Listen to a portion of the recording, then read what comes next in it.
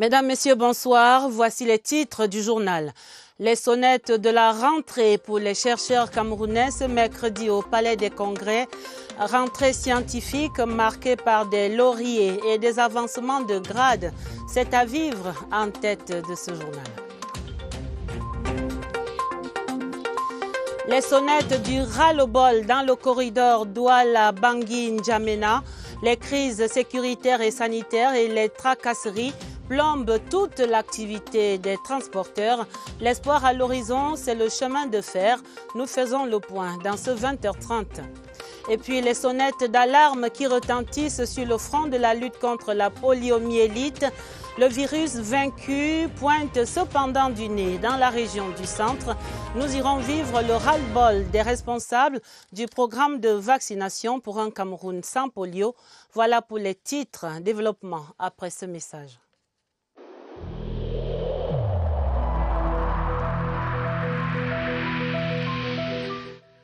Je vous exhorte de nouveau à porter vos masques, à vous laver régulièrement les mains et à faire appel à un médecin ou à tout autre personnel de santé au cas où des symptômes apparaissent. C'est le seul moyen de préserver les vies et de freiner la propagation du virus.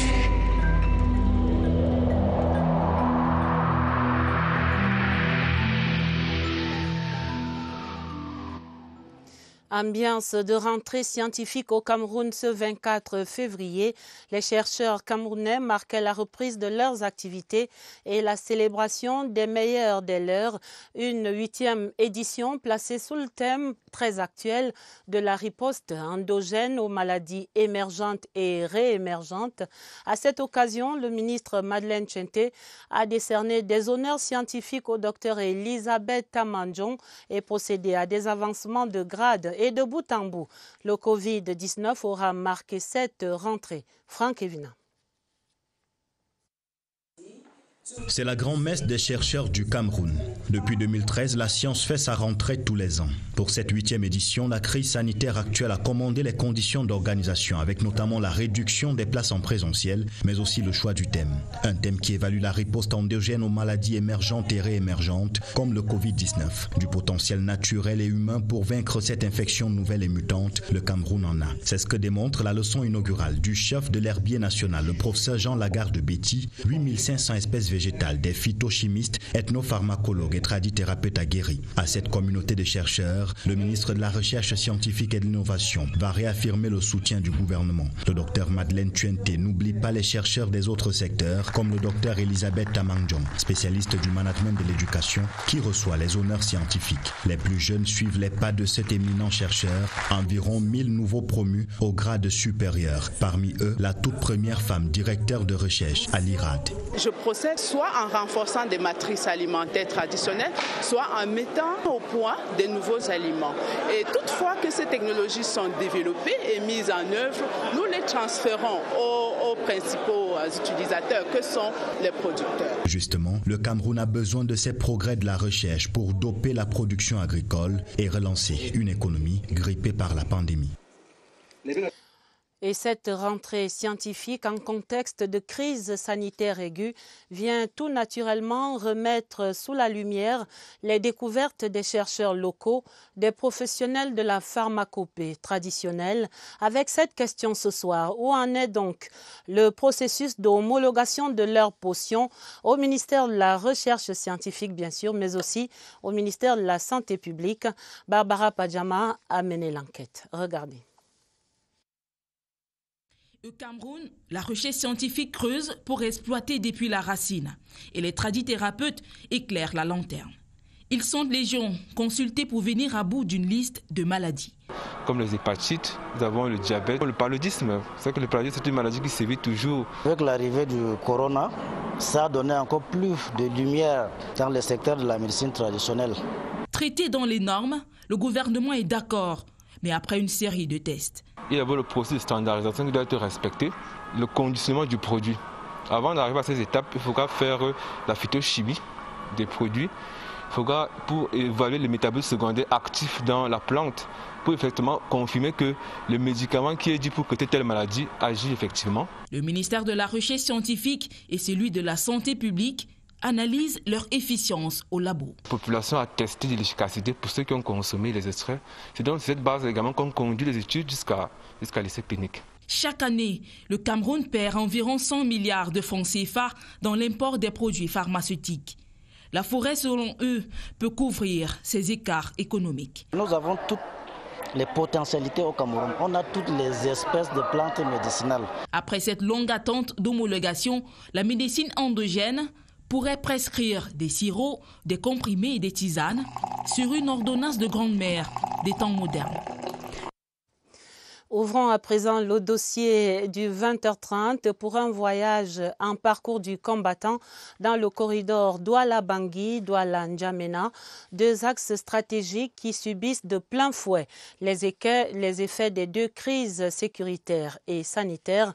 En République centrafricaine, la crise post-électorale a déjà causé la perte, dit-on, de 3 milliards de francs CFA aux transporteurs routiers, alors que la crise du Covid-19 a englouti quelques 40% du trafic sur la ligne Douala-N'Djamena. Des pertes qui ont maintenant de graves répercussions sur l'activité économique. État des lieux au Cameroun, au Tchad et en RCA avec Cyril Kingembepe. Sécuriser ces milliers de tonnes de marchandises destinées à Bangui et qui, en raison des attaques rebelles, ont passé plusieurs semaines au Cameroun, dans la localité frontalière de Garoua-Boulaye. Nous avons fait une première tentative qui se soldait par des tirs nourris. Et ces tirs nourris, on a failli perdre 2 chauffeurs qui ont été grièvement blessés par balles, transportés par hélicoptère. Ils sont jusqu'à présent en soins, je ne veux pas dire intensifs. Des milliers de transporteurs et leurs camions sans activité, de nouvelles dépenses obligatoires. La présence des réfugiés étant également un fardeau. Aujourd'hui, les pertes aussi autour de 6 milliards de francs CFA s'agissant du corridor Douala-Bangui. Parce que là, c'est au niveau de l'activité de transport en tant que telle. Sur le corridor Douala-N'Djamena, c'est une autre réalité. L'immobilisation des camions pendant 2 mois a un coût au niveau des employés qui sont immobilisés pendant des jours, mais aussi au niveau des engins, des véhicules surtout qui sont en traite. Le poids économique de ces 2 corridors pour la sous-région pousse les gouvernements du Cameroun, du Tchad et de la République centrafricaine à multiplier des actes d'assurance en direction des transporteurs. Il faut dire que ces transporteurs routiers camerounais, tchadiens et centrafricains vivent un véritable calvaire sur cette route nationale numéro 1, un chemin de croix marqué par de multiples barrages de contrôle, l'absence du GPS sur de longs parcours, des procédures interminables et tous estiment aujourd'hui que la coupe est pleine. Lucrèce Mbenga. Les internationales ont instauré 5 checkpoints, 2 dans le corridor Douala-Bangui, 3 dans le corridor Douala-N'Djamena. Mais les transporteurs n'en finissent plus de compter les postes de contrôle. Et pourtant, munis du précieux sésame qu'est le sauf-conduit international sur lequel toutes les administrations, douane, police, gendarmerie, bureau de fret apposent leur signature avant l'entrée dans le corridor à partir de Yassa à Douala, les transporteurs sont supposés circuler dans les différents corridors sans autre forme de contrôle, à l'exception bien sûr de ceux retenus par les conventions internationales. Mais la réalité est tout autre. Entre les contrôles de façade et les postes de péage factices, des transporteurs noient une bonne partie de leurs bénéfices. La course d'obstacles, c'est aussi le GPS. Instrument de suivi et de traçabilité des marchandises, l'importance et l'efficacité du GPS n'est plus à démontrer. Seul bémol, ces frais de location imputés abusivement aux transporteurs. Ça pose sur la batterie du camion avec à la clé des problèmes mécaniques, mais aussi et surtout son nombre jugé insuffisant, ce qui ouvre la voie à toutes sortes de trafics. À ces obstacles s'ajoutent ceux liés à la qualité de la connexion et de l'énergie. Tout ceci impacte négativement la dématérialisation des procédures sur la place portuaire. À la fin du parcours, les coûts du transport de transit s'en trouvent renchéris et les acteurs du secteur y perdent en temps et en argent. Heureusement pour les commerçants sur la ligne Tchad-Cameroun, l'espoir vient désormais du chemin de fer. Ce sera de Douala jusqu'à N'Djamena. Les études vont démarrer pour le tronçon Ngaoundéré-N'Djamena grâce à la convention signée cette dernière semaine entre le ministre camerounais de l'économie et la Banque africaine de développement. Ces travaux et leur calendrier évoqués ici par Marie-Laurence Sunké. L'extension du chemin de fer Cameroun-Tchad vient de connaître une impulsion décisive. La coopération triangulaire Cameroun-Tchad, Banque africaine de développement, vient de permettre la mise à disposition des fonds nécessaires pour la réalisation d'une étude technique. Coût de l'étude, 3,2 milliards de francs CFA. Aujourd'hui, le Cameroun sert de porte d'entrée pour le Tchad au niveau de la mer et facilite évidemment les échanges commerciaux de ce pays avec le nôtre. Nous voulons voir ces échanges s'intensifier en utilisant des alternatives qui viennent aussi bien compléter les différentes options de transport, mais surtout améliorer la compétitivité, réduire les coûts. Le chemin de fer a cette particularité d'être peu polluant et il permet aussi de transporter à des coûts les plus faibles des marchandises lourdes. L'élimination des checkpoints, la baisse du coût des transports et l'amélioration de la compétitivité des prix des marchandises rendues à N'Djamena sont entre autres impacts attendus de ce projet. Dans le domaine précis des transports aériens, le Cameroun et l'Algérie sont désormais liés par un accord de facilitation des échanges commerciaux. Les documents relatifs étaient signés ce mercredi même par l'ambassadeur d'Algérie et par le ministre camerounais des Transports. Le reportage de Pierre Bininbarga.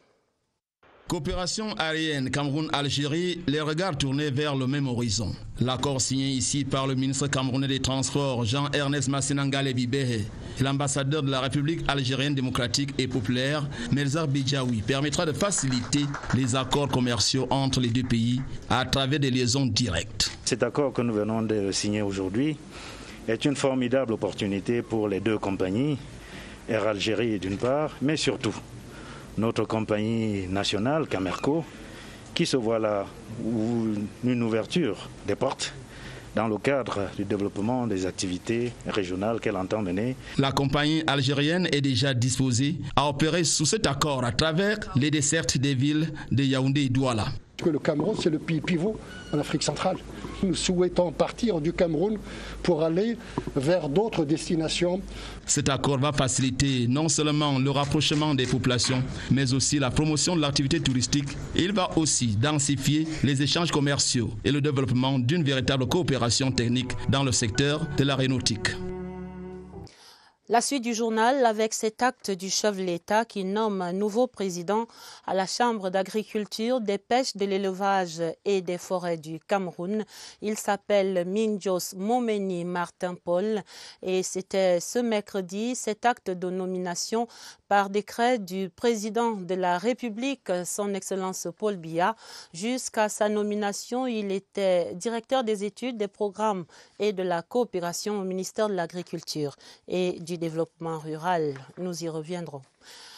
Ce mercredi marquait également la fin de la réunion de revue des chantiers d'infrastructure au ministère des Travaux publics. En 3 jours, 49 projets ont ainsi été passés au peigne fin par tous les maillons concernés. Rodrigue Bertrand-Tueno, notre reporter, dresse le bilan de ces travaux. L'évaluation de 8 chantiers du réseau septentrional a meublé la 3e et dernière journée de la revue des projets d'infrastructure routière du ministère des Travaux publics. À l'heure du bilan, il y avait du bon et du moins bon. Nous avons réalisé avec satisfaction que, d'une manière générale, les chronogrammes d'exécution sont respectés. Il y a aussi des difficultés, notamment concernant la disponibilité des liens. Par exemple, un lien comme le bitume est de moins en moins disponible. Nous aurons des chantiers livrés tout le long de l'année, en commençant par Mawabogo. Nous aurons aussi l'ENA Tibati qui va être livré. Nous aurons Mawamora. Bref, il y a un certain nombre de chantiers qui seront livrés. Ceux qui n'ont pas pu être démarrés le seront.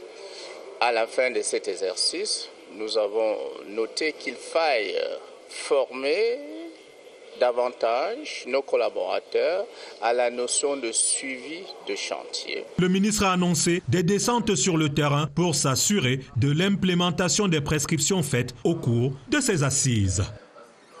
Le dispositif de lutte contre le blanchiment des capitaux au Cameroun est en évaluation. Les évaluateurs sont la délégation du groupe d'action contre ce phénomène. La délégation est en visite de travail à Yaoundé depuis hier. Elle était reçue en audience hier mardi par le ministre des Finances, Louis-Paul Motazé. Le compte rendu de ces échanges, Étienne Pascal Azeg. Les directeurs de l'administration centrale et les responsables des circonscriptions financières de Yaoundé s'imprègnent des mécanismes qui vont gouverner les opérations de comptabilité destinées aux régions et aux communes en 2021 au Cameroun. Il s'agit de la grande réforme des finances publiques dans notre pays. Que les services financiers de l'État facilitent au maximum l'exécution de leurs opérations pour le bien-être des populations locales. Ce qui signifie recouvrement de leurs recettes à temps, reversement des recettes qui leur sont dues à temps et bien évidemment le paiement de leurs factures dans les délais les plus courts pour que les chefs des exécutifs régionaux soient satisfaits du travail qui est mis en place par les collaborateurs de Monsieur le ministre des Finances. Les différents exposés de l'auditorium du ministère de l'économie, du plan et de l'aménagement du territoire étaient axés également sur la modernisation et le réseau Trésor au Cameroun, la démarche qualitative ainsi que la quête de la transparence. Les participants ont également reçu la présentation de la nomenclature des pièces justificatives et des opérations budgétaires de l'État au titre de l'exercice 2021. Retour progressif à la paix dans la région du Nord-Ouest, situation constatée hier par le ministre de l'administration territoriale, Paul Atangandji, qui procédait par ailleurs à la réception de la toute nouvelle sous-préfecture de la ville de Bafout. Le bâtiment a été incendié, on s'en souvient, en 2018 par des terroristes. Ces travaux de réhabilitation ont été réalisés par le BIR, le bataillon d'intervention rapide, qui a reçu une mention honorable du membre du gouvernement. L'envoyé spécial à Bafout, Jean-Pierre Congé. Depuis le déclenchement de la crise dans le nord-ouest et le sud-ouest, la localité de Bafout a souvent été un des champs de bataille. Pour le MINAT, la reconstruction de la sous-préfecture de cette ville incendiée en 2018 par les terroristes et sa présence dans la localité témoigne de la reprise en main de la situation par les pouvoirs publics. Il y a un retour progressif à la normale et nous voulons également encourager les populations, n'est-ce pas, à nous suivre sur cette voie. Le ministre Paul Atangandji a saisi l'occasion de sa visite à Bafout pour saluer le travail efficient abattu par le BIR. Nous avons confié la réflexion au bataillon d'intervention rapide. Ils nous ont proposé des miradors devant et derrière qui peuvent suivre jusqu'à 2 km. Là où les entrepreneurs ne pouvaient pas arriver pour faire une réflexion, on a confié ce travail de réflexion de la sous-préfecture au bataillon d'intervention rapide. Le travail a été bien fait. Et je voudrais ici, au nom du chef de l'État, chef des armées, au nom du gouverneur, transmettre mes félicitations aux responsables du BIR qui ont accepté ce challenge. Un travail de fourmi du BIR qui visiblement porte des fruits auprès de la population de Bafout qui vaquent à nouveau à leurs occupations. Parlons à présent de ce coup de pouce du gouvernement aux éleveurs des vaches à lait dans les régions du centre, de la Damawa et de l'extrême nord. Ce sont en tout 16 organisations de producteurs de lait qui viennent ainsi de recevoir 164 vaches à lait d'origine française. Il s'agit d'accroître la production nationale de lait. La remise de ces vaches montbéliardes dans le nord est racontée ici par Ousmane Assanda. Les génisses montbéliardes arrivés à Garoua le 3 octobre 2020 sont d'abord passés s'acclimater à Louguéré, situé à une centaine de kilomètres de Garoua.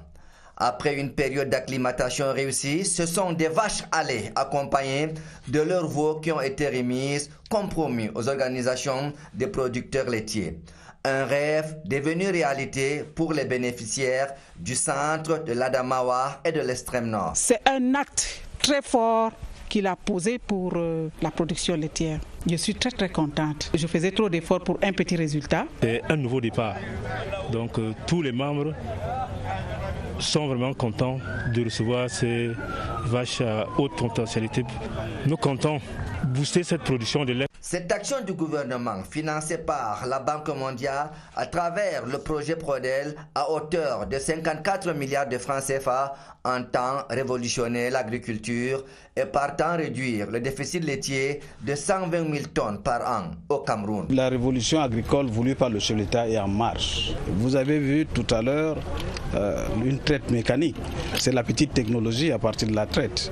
La vache elle-même, c'est un outil technologique parce qu'il s'agit du génétique travaillé par des éleveurs français qui aujourd'hui s'adaptent au Cameroun. Les résultats sont donc attendus dans les fermes puisque la page de l'élevage contemplatif est tournée.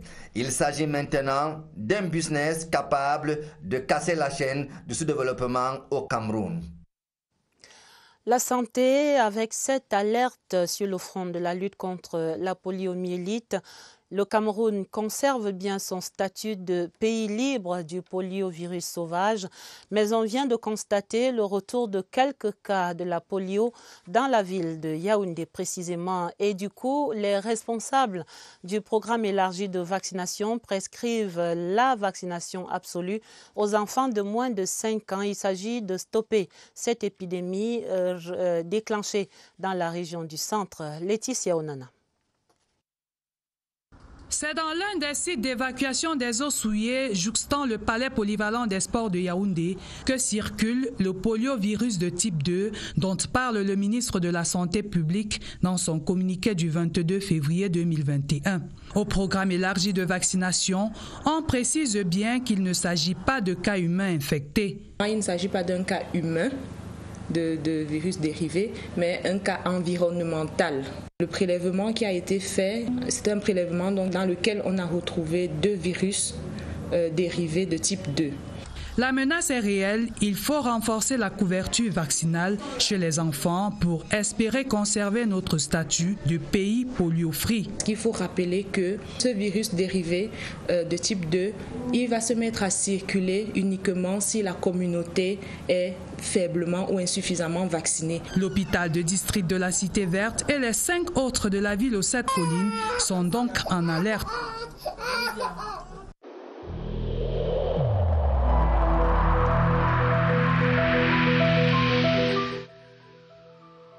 Malgré nos efforts, le Covid-19 a endeuillé de nombreuses familles et provoqué de graves difficultés dans le fonctionnement de notre économie et de notre société.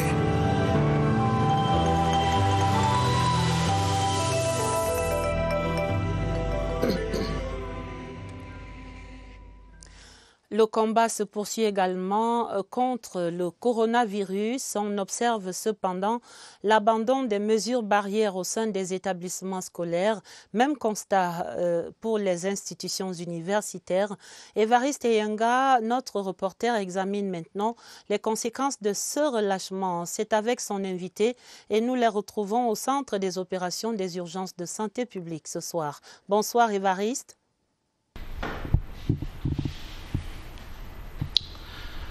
Bonsoir. Les mesures barrières sont observées en dents de scie dans les établissements d'enseignement, enseignement primaire, enseignement secondaire, enseignement supérieur et également.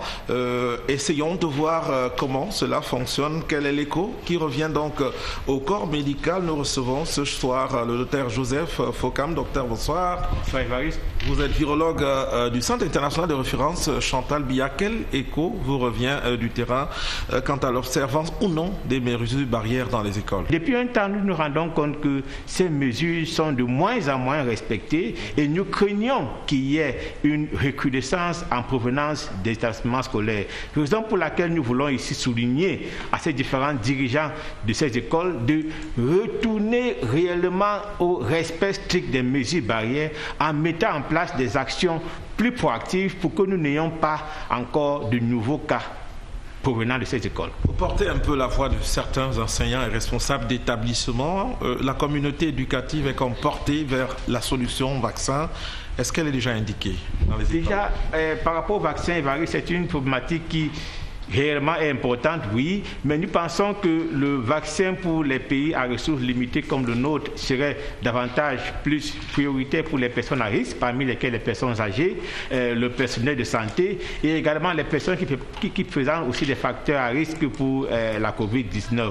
Et donc, nous espérons que pour les écoles où on a des élèves de moins en moins vulnérables pour la COVID-19, il serait important d'abord de respecter ces mesures barrières, surtout que le vaccin n'y est pas pour les mois à venir. Merci à vous, docteur Joseph Fokam. Le vaccin, il faut pour le moment l'exclure au niveau des établissements d'enseignement primaire, secondaire et même du supérieur, puisque ce sont des sujets les moins à risque. La question du vaccin, on va l'aborder à nouveau, ce sera demain, parce que le train est en marche vers l'Afrique. On va voir à quelle gare il se situe en ce qui concerne le cas du Cameroun. Merci Évariste. Cette communication sur le coronavirus se fait également en nos langues maternelles, dont la journée internationale célébrée ce 24 février en léger décalé ici au Cameroun. C'était la 22e édition avec pour thème promouvoir le multilinguisme pour l'inclusion dans l'éducation de la société. Voici les activités à Yaoundé dans ce reportage de Marlise Enoambarga à Omo.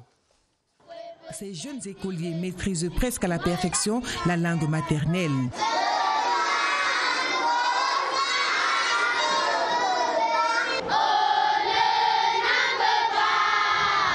Pour aboutir à cette expérience encourageante, le gouvernement a depuis 2013 mis sur pied un échantillon de langue maternelle dispensé dans 43 écoles sur le plan national. Globalement, nous sommes satisfaits parce que nous avons vu des enfants qui sont fiers de ce qu'ils sont.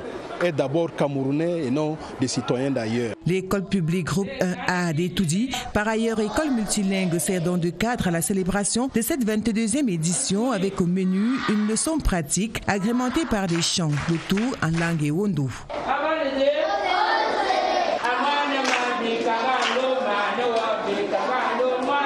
En attendant une extension de l'apprentissage des langues maternelles dans toutes les écoles du Cameroun, le secrétaire général du ministère de l'Éducation de base, Adam Soyono, a appelé les parents à échanger davantage dans leurs langues respectives avec leurs enfants pour la survie de la culture.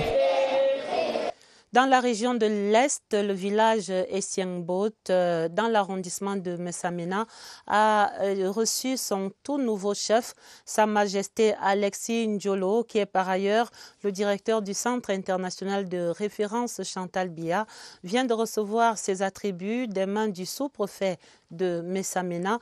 Voici ses missions dans ce reportage de Claudia Zembomo de CRTV Centre. De Sa Majesté Alexis Ndjolo comme 5e chef du village Essiengbot a donné lieu à une cérémonie populaire repartie en 3 temps. L'onction officielle du sous-préfet de Messamena, Yves Stanislas Minlozoa, qui rappelle au professeur Ndjolo quelques missions essentielles. Promouvoir le développement économique, redoubler de vigilance dans la lutte contre le braconnage, l'exploitation illégale des forêts, le trafic d'ossements humains et faire preuve d'initiative personnelle. Le nouveau chef peut compter sur l'autorité administrative que je suis, sur les forces de maintien de l'ordre et sur les différents délégués d'arrondissement et assimilés pour l'accompagner dans ses nouvelles fonctions. Au regard de son parcours, l'homme a le profil de l'emploi et son arrivée comme chef de ce village suscite beaucoup d'espoir au sein de sa communauté. Nous devons travailler la main dans la main pour qu'ensemble nous trouvons les solutions pour améliorer les conditions des populations des Essiengbot, dont je suis un maire très ému, très content. L'initiation et l'intronisation du chef du village Essiengbot par le collège des chefs traditionnels présents et la messe dite à cette occasion ont constitué les articulations majeures de cette cérémonie. À Douala, la régionale d'épargne et de crédit présentait lundi l'opportunité que représente l'ouverture de son capital à travers la vente de 196 000 actions au grand public, à travers également son entrée à la Bourse des valeurs mobilières d'Afrique centrale. Le compte rendu, Franck Jam, à Douala. Constituée de Financial Capital, la Bourse des valeurs mobilières d'Afrique centrale et le promoteur de la régionale. Le panel de ce roadshow a élucidé l'opération de vente d'actions engagée par la future banque. La bourse est un marché et quelqu'un qui va au marché soit pour acheter, soit pour vendre. Donc nous partons en bourse pour vendre 196 000 actions au prix de 42 000. Ceci, bien entendu, pour réaliser d'une part notre vision qui consiste à devenir une banque universelle et d'autre part pour implémenter davantage une de nos grandes valeurs qui est l'innovation. Auréolée de 110 000 clients, 41 agences au Cameroun et 2 au Gabon, la régionale de Pagne et de Crédit magnétise une vision divine à ses 300 employés. Plusieurs personnes aujourd'hui ont l'opportunité d'être désormais actionnaires dans une institution financière, une banque qui se veut solide, ceci de génération en génération. À 42 000 francs CFA l'action, le nombre d'actionnaires actuel à 145 sera porté après le 26 février à la hausse. La régionale est un bon risque. Je dirais même plus, je ne suis pas sûr que dans les jours qui vont suivre, ils auront une opportunité comme celle-là en termes de rentabilité.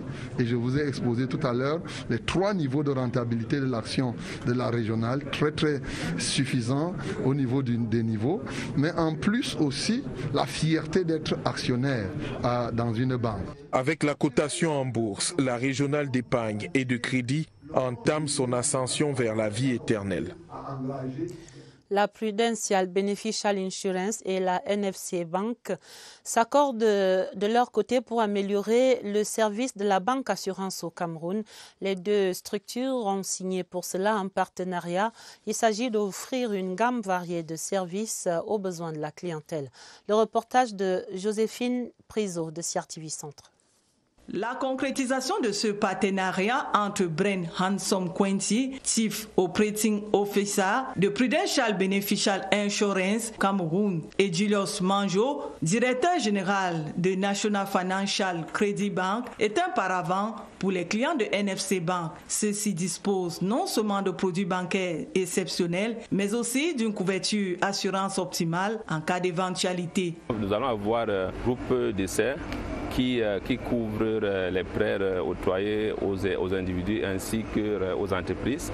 Et ensuite, nous avons ce que nous appelons le compte parrainé, qui est un produit endossé sur tous les comptes de la banque. Nous reversons le capital sur le compte du client qui va couvrir peut-être les découvertes qu'il avait. Un engagement de Prudential Beneficial Insurance qui entend réinventer l'avenir de la banque assurance au Cameroun. Les résultats sont visibles dans l'immédiat. Les clients NFC vont bénéficier aussi de la couverture Covid. Ils auront cette couverture gratuite. Donc, s'ils sont hospitalisés suite au Covid, ils auront un montant journalier. Au cas où il y a un décès, nous allons encore verser sur son compte 1 million. Tous ceux qui vont souscrire en le 30 mars vont avoir une couverture de 2 mois gratuite. Ce qui veut dire que leur couverture qui devait être sur 12 mois va aller sur 14 mois. Une aubaine qui s'inscrit dans la vision de NFC Bank dans son processus évolutif d'amélioration des offres de plus de 150 000 clients répartis dans 14 agences au Cameroun. La vision de NFC Bank, c'est d'être la banque de détail de référence en Afrique centrale. Ça fait partie de cet élargissement des gammes de produits pour accompagner et être toujours au service de notre clientèle. Normal de s'appuyer sur un partenaire sûr comme Prudential Beneficial Insurance, présente en Afrique centrale, de l'Ouest et de l'Est, filiale de Prudential PLC, cotée en bourse à Londres, qui sert 20 millions de clients dans le monde et dans son portefeuille 170 ans d'expérience. Et pour finir la page des sports avec cette nouvelle, bientôt le démarrage du championnat de football professionnel ce mercredi, et répondant à une correspondance du ministre d'État, secrétaire général de la présidence de la République, le ministre des Sports a signé un courrier relatif à la mise à disposition de la FECAFOOT des différents stades pour ce championnat. Décryptage de ces échanges épistolaires, Germaine Noël Lessengue. Cet important acte fait suite aux 13 autres instructions contenues dans la lettre numéro 99/CF-SGPR du 23 février 2021 relative à l'organisation et le fonctionnement du football camerounais. j'ai l'honneur, écrit le ministre, de mettre à la disposition de la Fédération camerounaise de football les différents stades concernés en vue du démarrage immédiat des championnats professionnels de football. Le chef du département des sports invite par conséquent la FECAFOOT à prendre attache avec la direction des affaires générales de son ministère pour les formalités relatives à la bonne utilisation des stades concernés. Le terme immédiat a tout son sens dans cette correspondance. Il est l'indication de l'imminence du démarrage des Ligues 1 et 2, nos championnats professionnels. Les stades, matières premières de production du spectacle, viennent d'être octroyés à l'organe fêtier du football national à qui il est demandé d'en faire bon usage. Cette mesure est l'un des premiers signes du retour sur les stades après l'adresse à la jeunesse du chef de l'État le 10 février dernier qui invitait les différentes instances du football à se ressaisir. Place au jeu. Voilà qui met un terme à ce 20h30. On retient essentiellement la rentrée scientifique au Cameroun. Le journal était préparé avec la collaboration de Irène Ndjanafouda et de Augusta Ngononga. Un autre journal pour vous, ce sera à minuit avec Sadou Mamoudou et Elvis Teke. Retrouvez immédiatement le magazine des hommes et des vies sur cette antenne. Très belle soirée sur la CRTV et à demain, 20h30.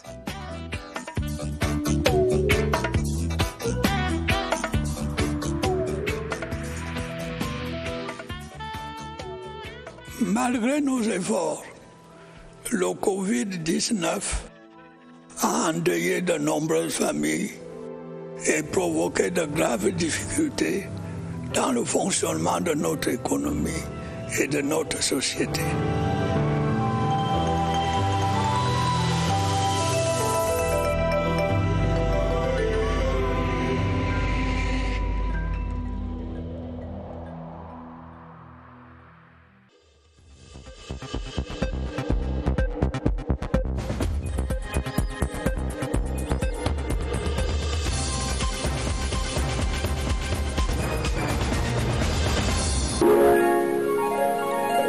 CRTV News, ici, toute l'info.